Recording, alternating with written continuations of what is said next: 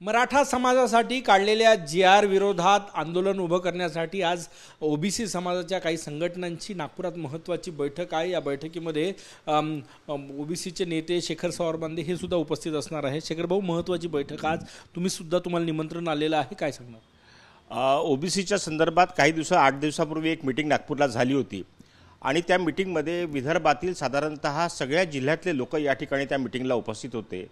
त्याच मीटिंगमध्ये असं ठरलं की मुंबईची मीटिंग झाल्यानंतर मुंबईमध्ये या संदर्भातली आपली भूमिका ओबीसीनी स्पष्ट केल्यानंतर नागपूरमध्ये पुन्हा एक कोअर कमिटीची मीटिंग होईल, त्याच्यामध्ये एक्झॅक्टली त्याचा प्लॅन कसा असेल आपल्या या आंदोलनाचा हे ठरवलं जाईल। तर साधारणतः असं आहे की याच्यामध्ये जी मीटिंग आहे आज माननीय वडेट्टीवार साहेबांच्या नेतृत्वाखाली, त्याच्यामध्ये साधारणतः हा मोर्चा केव्हा काढायचा, आपला कोर्टामध्ये कसं जायचं, कोण कोर्टामध्ये लढेल आणि या पूर्ण याचं नियोजन साधारणतः विदर्भातल्या सगळ्या जिल्ह्यांमध्ये आपल्याला कसं करता येईल या संदर्भातली भूमिका सगळे नेते आपापले मांडतील आणि त्याच्यानंतर आम्ही कन्क्लुजनवर येऊ। आणि वडेट्टीवार साहेबांच्या नेतृत्वाखाली आहेत, अभिजित वंजारी आहेत, सगळे लोक, ईश्वर चौधरी आहेत, ईश्वर बाळबोदे आहेत, हे सगळे लोक आहेत।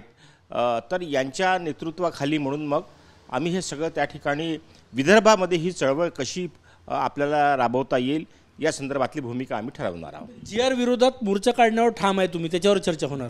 हां, कारण की सरकार कसं आहे, खुळसाळपणा करून राहिली आहे। त्याच्यामध्ये पात्र हा शब्द काढून टाकला। एकीकडे सांगतात की आम्ही सरसकट देणार नाही आणि दुसरीकडे पात्र हा शब्द काढून टाकला आणि त्याच्यामुळे कन्फ्युजन क्रिएट आहे। कन्फ्युजनच नाही तर त्यांच्या मनातली जी भावना आहे ती आम्ही समजलो आहे की ओबीसींच्या घरामध्ये दुसऱ्या लोकांना आणून बसवायचं आणि जे मूळ ओबीसी आहेत त्या ओबीसींचं रिझर्वेशन सातत्यानं कमी करत आणायचं, अशा प्रकारची भूमिका या सरकारची आहे आणि म्हणून त्याच्या विरोधातली ही सगळी लढाई आहे। आंदोलन मोर्चा नागपुरात होणार? हां, मोर्चा साधारणतः नागपुरातच होईल, परंतु तो केव्हा होईल याची भूमिका आजच्या मीटिंगमध्ये ठरणार आहे। सगळ्या जिल्ह्याच्या लोकांना विश्वासात घेऊन आणि साधारणतः ओबीसीमधल्या सगळ्या जातींच्या लोकांना विश्वासात घेऊन अशा प्रकारची भूमिका आम्ही ठरवणार आहोत। किती संघटना येणार काही ओबीसीच्या संस्था, सकल ओबीसी समाज म्हणून आम्ही त्याला हे केलं आहे आणि छोटे छोटे जे मायनर ओबीसी वगैरे जे आहेत तेही करणार आहे। मोठे तर मोठ्या जाती ज्या आहेत त्यांना विश्वासात घेणारच आहेत हे सगळे लोक, परंतु साधारणतः मायनर ज्या ओबीसीज आहेत त्या मायनर ओबीसीवर याच्यामुळे मला असं वाटतं की जे खेड्यापाड्यात राहतात त्यांच्यावर जास्त अन्याय होणार आहे। परंतु राष्ट्रीय ओबीसी महासंघ जे आहे ते समर्थन करतायत की या जी.आर.मुळे ओबीसी समाजाचं नुकसान होणार नाही असं ते म्हणतात। नाही, मला असं वाटतं काहीतरी त्या राष्ट्रीय ओबीसी महासंघाची काहीतरी गल्लत झाली आहे।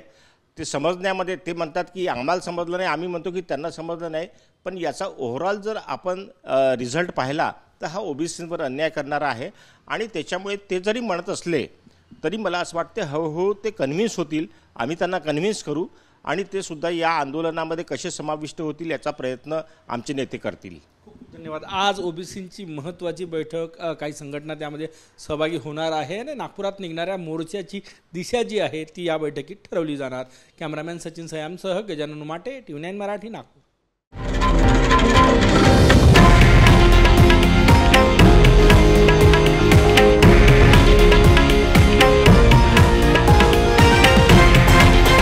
हे आहे देशातील नंबर 1 न्यूज नेटवर्क आणि आपण पाहत आहात TV9 मराठी, एकमेव।